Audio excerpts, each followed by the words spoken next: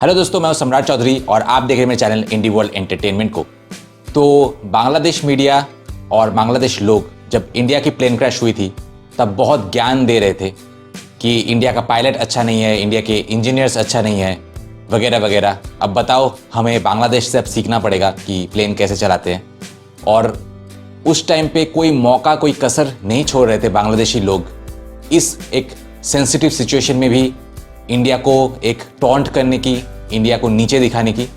खैर, इनकी औकात नहीं है इंडिया को नीचे दिखाने की, बट वो अपने लेवल बेस्ड जो है ट्राई कर रहे थे, अपनी औकात भूल चुके थे। अपने दायरे से बाहर निकल के जो है एक प्लेन एक्सीडेंट जैसे सेंसिटिव सिचुएशन को सिंपैथाइज करने की जगह अपने जो है खुद की औकात दिखा रहे थे बेसिकली, कि किस लेवल के लोग हैं वो, कि जहाँ पे लोगों के मौत के ऊपर भी वो टॉन्ट कर रहे हैं, उसको भी एक अपॉर्चुनिटी की तरह यूज़ कर रहे हैं इंडिया को नीचे दिखाने के लिए। तो ये है बांग्लादेश, पाकिस्तान जैसे देशों की औकात, और इंडिया जो है इनको हेल्प कर रहा है। आप कमेंट सेक्शन में ज़रूर लिखिएगा, मैं आपके ओपिनियंस जानना चाहूँगा कि किस हद तक जो है ये हेल्प जस्टिफाइड है।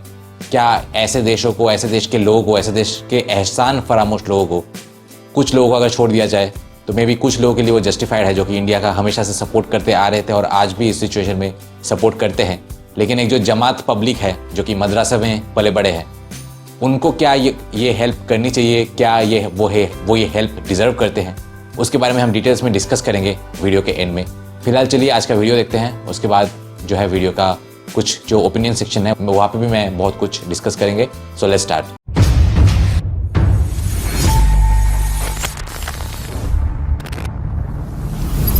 दोस्तों, मैंने बहुत सारे बिजनेस पार्टनर्स को, खास करके जो एनआरआईज है, उनके लिए चैनल बना के उनको इंडिया में एक stable source of income generate करके दिया है। अगर आप भी मेरे साथ पार्टनरशिप में चैनल स्टार्ट करना चाहते हैं, जहां चैनल के ओनर आप होंगे लेकिन कंटेंट मैं बना के दूंगा, तो मुझे कांटेक्ट कीजिए इस नंबर पे। राजधानी के उत्तरा में माइलस्टोन स्कूल एंड कॉलेज की एक इमारत में वायुसेना के प्रशिक्षण फाइटर जेट के दुर्घटनाग्रस्त होने की घटना में जो लोग गंभीर रूप से घायल हुए हैं, उन्हें इलाज के लिए भारत आने का प्रस्ताव देकर भारतीय हाई कमीशन ने बांग्लादेश सरकार को फॉर्मल लेटर भेजा है। इस प्रस्ताव को इंटरिम सरकार कितनी पॉजिटिवली ले रही है, पूरी जानकारी लिमा सायंती की डेस्क रिपोर्ट में। राजधानी उत्तरा के माइलस्टोन स्कूल एंड कॉलेज में फाइटर जेट दुर्घटना की घटना में मृतकों और घायलों के प्रति शोक व्यक्त किया है भारत के प्रधानमंत्री नरेंद्र मोदी ने। साथ ही हर संभव सहायता और सहयोग की पेशकश के तहत ढाका स्थित भारतीय हाई कमीशन ने बांग्लादेश सरकार को फॉर्मल लेटर भेजा है। कमीशन 22 जुलाई को भेजे गए पत्र में बांग्लादेश सरकार से अनुरोध करते हुए भारतीय हाई कमीशन ने कहा है कि माइलस्टोन स्कूल एंड कॉलेज में दुर्भाग्यपूर्ण विमान दुर्घटना में जो लोग घायल हुए हैं, यदि उन्हें इलाज की आवश्यकता हो तो भारत उनकी आवश्यक और आपातकालीन मेडिकल एड प्रदान करने के लिए तैयार है। पत्र में यह भी बताया गया है कि भारतीय हाई कमीशन हर संभव सहयोग करने के लिए तैयार है। इससे पहले 21 जुलाई की शाम को सोशल मीडिया प्लेटफॉर्म एक्स पर किए गए एक पोस्ट में प्रधानमंत्री मोदी ने कहा कि ढाका में हुए एक बेहद दर्दनाक विमान हादसे में कई लोगों की जान चली गई, जिनमें से कई युवा छात्र थे। इस दुखद घटना पर उन्होंने गहरा शोक व्यक्त किया और शोक संतप्त परिवारों के प्रति अपनी संवेदनाएं भी प्रकट की। भारत के प्रधानमंत्री ने उस पोस्ट में घायलों के शीघ्र स्वस्थ होने की कामना की। एक्स पर दिए गए उसी पोस्ट में उन्होंने भारत की ओर से बांग्लादेश के प्रति एकजुटता व्यक्त की और यह भी कहा कि भारत हर संभव सहायता और समर्थन देने के लिए तैयार है।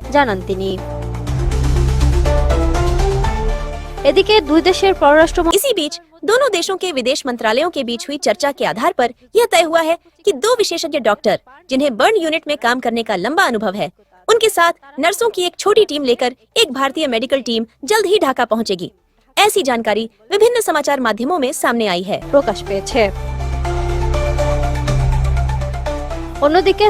वहीं दूसरी ओर श्रम सलाहकार एम सखावत हुसैन ने राष्ट्रीय बर्न इंस्टीट्यूट का दौरा करने के बाद पत्रकारों से कहा कि डॉक्टरों की सलाह के अनुसार जितने अधिक से अधिक घायल छात्रों को संभव हो, उन्हें विदेश ले जाकर इलाज कराने का प्रयास किया जाएगा। उन्होंने पत्रकारों से यह भी कहा कि सिंगापुर से डॉक्टरों की एक टीम आ रही है। अगर उनकी सलाह के अनुसार जरूरत पड़ी तो घायलों को एयर एम्बुलेंस के जरिए सिंगापुर ले जाया जाएगा। उन्होंने कहा कि अस्पताल में जो मरीज भर्ती हैं, उनमें से कई के शरीर का बड़ा हिस्सा जल चुका है, जिसे लेकर डॉक्टर काफी चिंतित हैं। चिंता করছেন। Lima Shayanti, desk report, ATN news. এদিকে इधर माइलस्टोन में घायलों को आपातकालीन चिकित्सा सहायता देने के लिए ढाका में भारत के 4 सदस्यीय चिकित्सक प्रतिनिधि दल मौजूद है। इस 4 सदस्यीय चिकित्सक दल में 2 डॉक्टर जलन से घायल रोगियों के इलाज में विशेषज्ञ हैं और अन्य 2 नर्सें हैं। भारत से आए चिकित्सक दिल्ली के राम मनोहर लोहिया अस्पताल और सफदरजंग अस्पताल के वरिष्ठ बर्न एवं प्लास्टिक सर्जन हैं। ये दोनों अस्पताल भारत के सबसे प्रतिष्ठित सरकारी अस्पतालों में से एक के रूप में जाने जाते हैं। वे गुरुवार को अस्पताल में भर्ती रोगियों को देखने जाएंगे। उत्तरा के तियाबारी में बांग्लादेश वायुसेना का एक प्रशिक्षण विमान दुर्घटनाग्रस्त हो गया, जिसमें अब तक 20 लोगों की मौत की खबर है। অন্তত 171 জন। कम से कम 171 लोग घायल हुए हैं। दोपहर में यह विमान माइलस्टोन स्कूल एंड कॉलेज की इमारत पर गिरा, जिससे यह भयावह दुर्घटना हुई। কোচিং ক্লাসে থাকা বহু শিক্ষার্থী उस समय स्कूल में कोचिंग क्लास चल रही थी, जहां कई छात्र झुलस गए। घटनास्थल पर तुरंत आग लग गई और चारों ओर धुएं का गुब्बार फैल गया। अभी भी राहत और बचाव कार्य जारी है। इस हृदय विदारक घटना पर भारत के प्रधानमंत्री नरेंद्र मोदी ने गहरा शोक व्यक्त किया है। মোদি সোমবার সন্ধ্যায় সামাজিক सोमवार शाम को सोशल मीडिया प्लेटफॉर्म एक्स पर एक संदेश में उन्होंने लिखा, ढाका में हुए एक दिल दहला देने वाले विमान दुर्घटना में हुई जानहानि से मैं अत्यंत व्यथित और दुखी हूँ। इस हादसे में मृतकों में कई युवा छात्र भी शामिल हैं। অনেকেই তরুণ শিক্ষার্থী পরিবারগুলো पीड़ित परिवारों के प्रति मेरी संवेदना है। मैं घायलों के शीघ्र स्वस्थ होने की कामना करता हूँ। তিনি আরো বলেন বাংলাদেশের প্রতি ভারত उन्होंने आगे कहा कि भारत बांग्लादेश के प्रति एकजुटता प्रकट करता है और हर संभव सहायता व सहयोग देने के लिए तैयार है। प्रधानमंत्री नरेंद्र मोदी का यह शोक संदेश सोमवार शाम को ढाका स्थित भारतीय हाई कमीशन की ओर से औपचारिक रूप से मीडिया को भेजा गया। बांग्लादेश में नियुक्त भारतीय हाई कमीशन ने भी एक अलग बयान जारी कर हादसे में मारे गए लोगों के परिवारों के प्रति गहरी संवेदना जताई और घायलों के साथ खड़े रहने का आश्वासन दिया।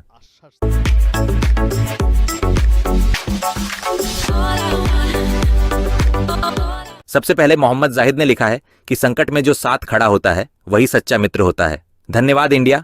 जिसके रिप्लाई में मैंने कहा कि अगर यह समझ में आता है तो जाकर अपने मदरसे के ठप्पा लगे भाइयों को समझाओ कि सिर्फ अल्लाह अल्लाह करने से अल्लाह नहीं बचाते, बीच बीच में सच्चे दोस्त की भी जरूरत पड़ती है। इसीलिए सिर्फ अल्हम्दुलिल्लाह कहने और मदरसे में भारत के खिलाफ साजिश की ट्रेनिंग लेने की बजाय अपने घर के लड़कों को आधुनिक विषयों और आधुनिक शिक्षा में बड़ा करो, नहीं तो आज सिर पर प्लेन गिरा है, कल लुंगी के अंदर मिसाइल घुस जाएगी। उसके बाद मोहम्मद रफीक ने लिखा है कि यही है भारत की शिक्षा, भारतीय होने पर मुझे गर्व है। उसके बाद जफर अहमद ने लिखा है कि भारत के प्रति प्यार और भी बढ़ गया। जिसके रिप्लाई में मैंने कहा कि तुम लोगों का प्यार देखकर तो सांप भी शर्म से पानी पानी हो जाए। अपने इन फिकल माइंड को थोड़ा स्टेबल करने की कोशिश करो। 1971 में भी तुम लोगों का भारत के प्रति प्यार अचानक बढ़ गया था। जब जब मुसीबत में पड़ोगे तुम्हारा भारत के प्रति प्यार बढ़ता रहेगा और जैसे ही तुम्हारी मुसीबत खत्म होगी तुम फिर से कोलकाता, दिल्ली पर कब्जा करने के लिए मदरसे जाओगे और अल्लाह के सामने कसम खाओगे। यही तो तुम्हारी संस्कृति है। लेकिन अब चिंता मत करो, भारत जैसा प्यार करना जानता है वैसे ही मारना भी जानता है। यही है असली प्यार। अगर मार पड़ी तो क्या हाल होगा इसकी कल्पना करने की कोशिश करो, जैसे तुम्हारे व्यंजनमा बाप का हुआ है। भारत ने कैसे एयरबेस को तहस नहस कर सीमेंट का फर्श बना दिया है। अगर कभी पाकिस्तान जाना हो तो जाकर देख लेना।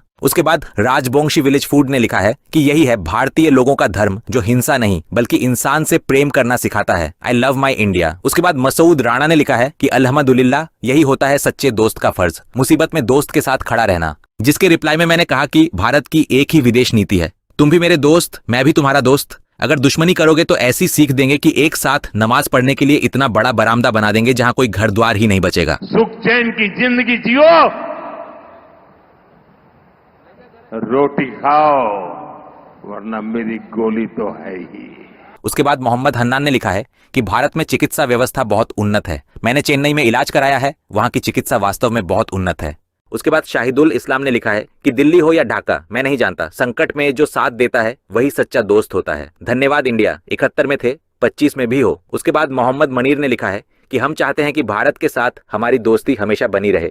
भारत के सभी नागरिकों को बांग्लादेश की जनता की ओर से ढेर सारा धन्यवाद। उसके बाद हृदय ने लिखा है कि मुसीबत में पड़ते ही हम असली दोस्तों को पहचानते हैं और जब मुसीबत खत्म हो जाती है तब हम बस चीन और पाकिस्तान को ही पहचानते हैं।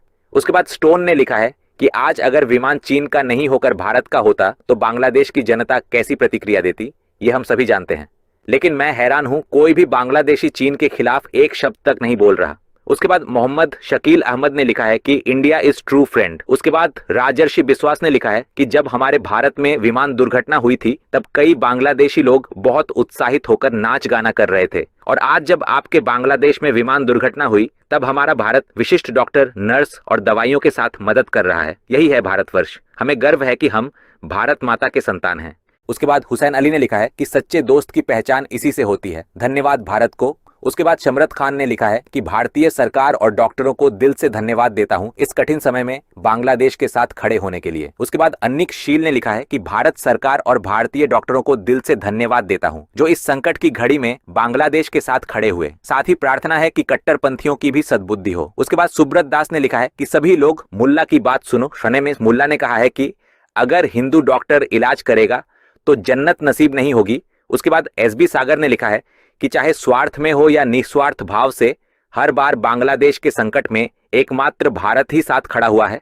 फिर भी हम आजकल भारत के प्रति जितनी नफरत और वैर भाव रखते हैं, ये सोचकर ही हैरानी होती है। उसके बाद शुभम बाग ने लिखा है कि भारत तुमसे ज्यादा कुछ उम्मीद नहीं करता, सिर्फ इतना चाहता है कि अगर हो सके तो बांग्लादेश में रहने वाले हिंदुओं के साथ इंसानियत का व्यवहार करो। उसके बाद स्टोन ने लिखा है कि क्या पाकिस्तान, ईरान, फिलिस्तीन, अरब से कोई नहीं आया? जो भिखारी टोलियां दिल्ली या ढाका में नारे लगाते थे वे अब कहां हैं? उसके बाद जाहिद मुश्ताक ने लिखा है कि भारत को दिल से धन्यवाद मदद का हाथ बढ़ाने के लिए। उसके बाद अलाउद्दीन अहमद ने लिखा है कि मुसीबत में ही सच्चे दोस्त की पहचान होती है। परम मित्र राष्ट्र भारत के सभी नागरिकों को दिल से धन्यवाद देता हूं। उसके बाद यूट्यूब ईबीडी ने लिखा है कि बांग्लादेश की ओर से आभार। उसके बाद आईपीटी अपैरल्स ने लिखा है कि कुछ दिन पहले भारत की विमान दुर्घटना पर बांग्लादेश के लोग किस तरह मजाक और ताना मार रहे थे, सबने देखा, और आज वही नरेंद्र मोदी हमारी मदद करना चाह रहे हैं। अब कहने को कुछ बाकी नहीं। उसके बाद मजीबुर रहमान ने लिखा है कि भारत सरकार को धन्यवाद। उसके बाद अरमान खान ने लिखा है कि मैं एक बांग्लादेशी के रूप में भारत के माननीय प्रधानमंत्री श्री नरेंद्र मोदी के प्रति आभार व्यक्त करता हूं। 1971 में हमारे बांग्लादेश के जन्म काल से ही भारत हमारा सच्चा मित्र रहा है। स्वाधीनता संग्राम में उनकी मजबूत भूमिका को कभी भुलाया नहीं जा सकता। मैं समस्त भारतवासियों को दिल से धन्यवाद देता हूं। जय बांग्ला। उसके बाद ऑफसाटेट 2017 ने लिखा है कि यही बात मैं पूरे दिन सोच रहा था। अब भारत को चाहिए कि वह बांग्लादेश में एक बड़ा डॉक्टर्स की टीम भेजे। उसके बाद अर्नब ने लिखा है कि पाकिस्तान ने शोक तक व्यक्त नहीं किया। उसके बाद अलोर दिशारी ने लिखा है कि जब भारत में हादसा हुआ था तब बांग्लादेश में कई लोगों ने अल्हम्दुलिल्लाह कहा था। उसके बाद एनएस दास ने लिखा है कि भारत के प्रधानमंत्री श्री नरेंद्र मोदी को धन्यवाद और आभार व्यक्त करता हूं। बांग्लादेश के कट्टरपंथियों को भी उनसे सीख लेनी चाहिए।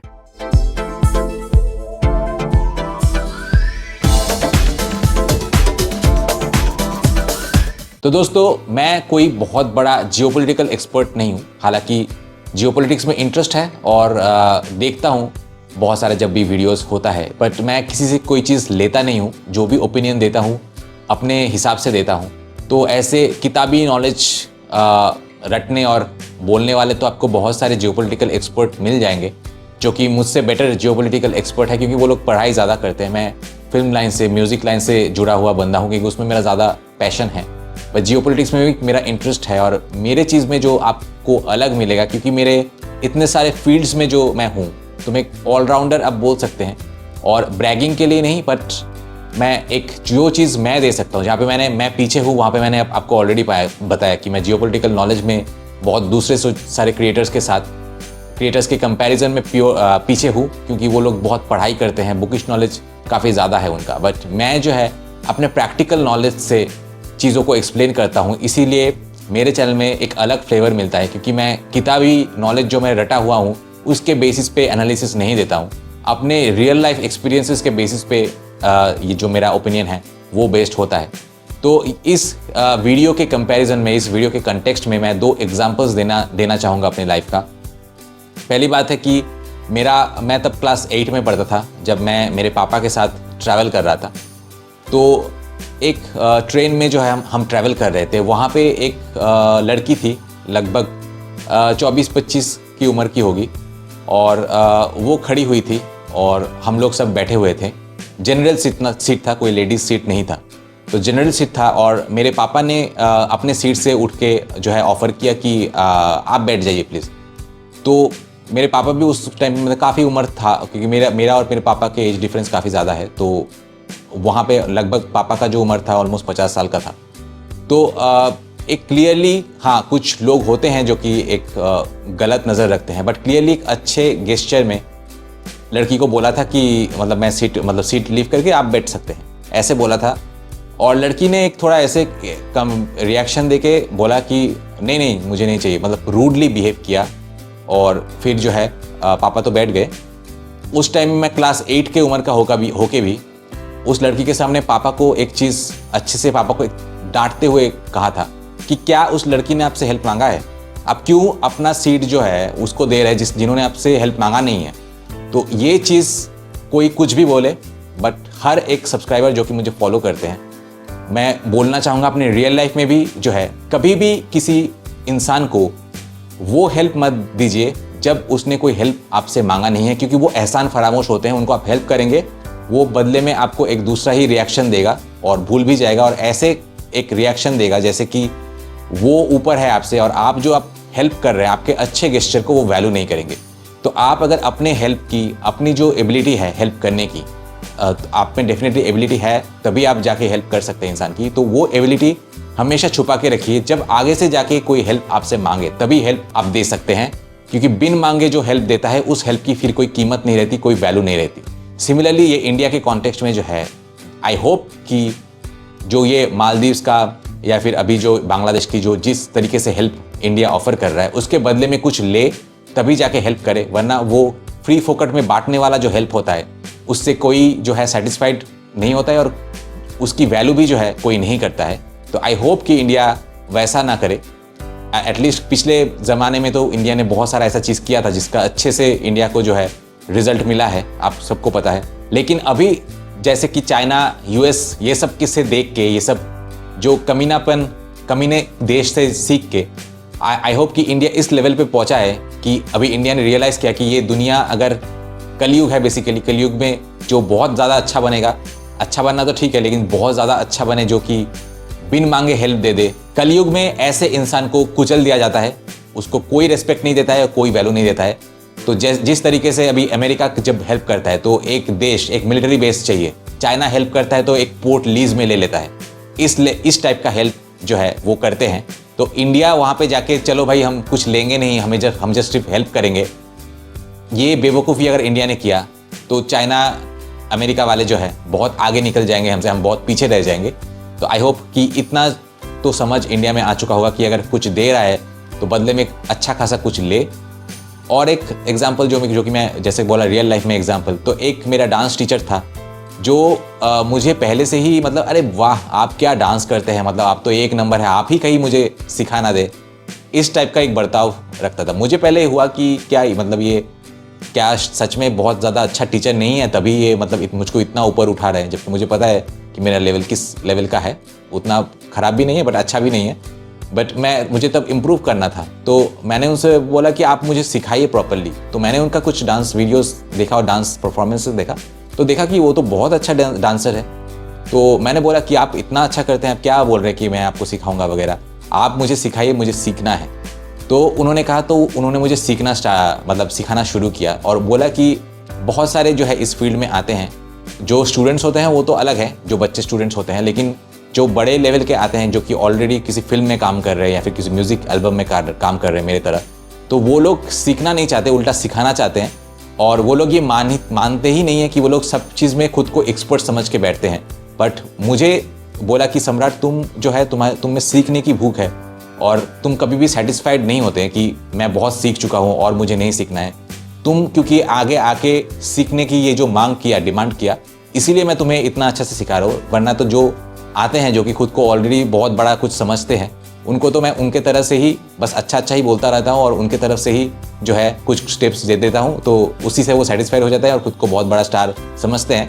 लेकिन तुमने क्योंकि मुझे बोला कि आगे से जाके तुम्हें सीखना है, तभी मैं जो है ये इतना सारा नॉलेज तुम्हें दे रहा हूँ। तो यही एक 2 लाइफ लेसन मैंने बताया। आई होप कि इंडिया की जो ये स्टांस है वो भी उस तरीके से ही रहे और रियल लाइफ में भी आपका जो स्टांस है वही रहना चाहिए कि बिन मांगे कभी भी हेल्प मत करो, और जो तुमसे कुछ सीखना चाहते हो अगर वो इंटरेस्टेड है तभी सिखाओ, वरना तो उनको ही बस अच्छे बोलते रहो। तो फिलहाल मैं आज का वीडियो यहीं पे खत्म करूंगा। मिलते हैं आपसे नेक्स्ट वीडियो में। Till then good bye.